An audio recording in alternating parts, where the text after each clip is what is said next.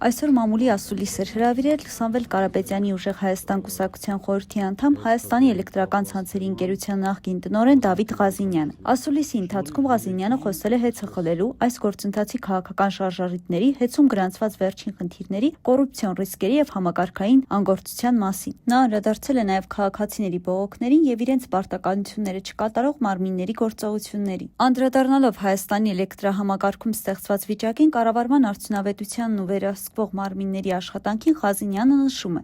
Բոլորս հասկանում ենք ինչ է կատարվում եւ տեսել ենք ինչպես են կառավարում։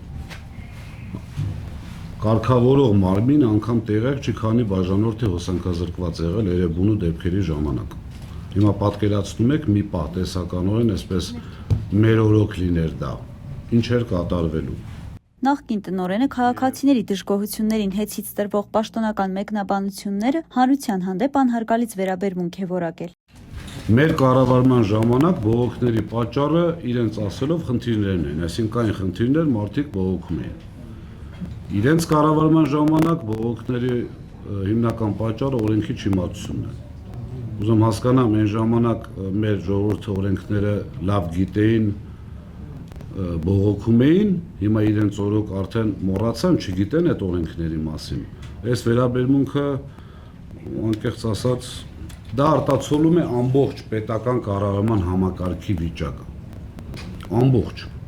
Մարդուն հարց են տալիս, ես չեմ ուզում այդ սուբյեկտներին անդրադառնալ, ուղղակի հաշվի առնելով, որ իրենք են, շատ վատ է իհարկե, բայց իրենք են կարգավորում այդ ոլորտը, մարդուն հարց են տալիս, ասում են, ձեր կողմից նշանակված կառավարիչը սենց բան է հայտարարում կամ սենց գործողություն է անում, ասում է դե արդեն իրեն պետք է հարցնեք, այն որ այն ժամանակ ասում է չի տիրապետում իրավիճակի եւ չի կարող կառավարել իր կողմից նշանակված կառավարչին, նեղանում են ինձանից։ Ասուլիսի ընթացքում Ղազինյանը անդրադարձավ նաև մոդուլային ատոմակայանների թեմային եւ դրանց տնտեսական արդյունավետությանը։ Մոդուլային ատոմակայան դեռևս ցանցին կպած չկա։ Կա ռուսական, որը ցանցին կպած չէ, ինքնավար աշխատում է, իմ ինֆորմացիայով, հստակ չեմ ուզում ասեմ, բայց դա շատ նոր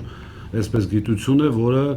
դեռևս պետք է հղկվի, նոր մենք մտնենք, այսպես ասած, այդ պարտքի տակ։ Եվ ամենակարևոր հանգամանքը ոչ մեկ չի խոսում ինքնարժեքի մասին։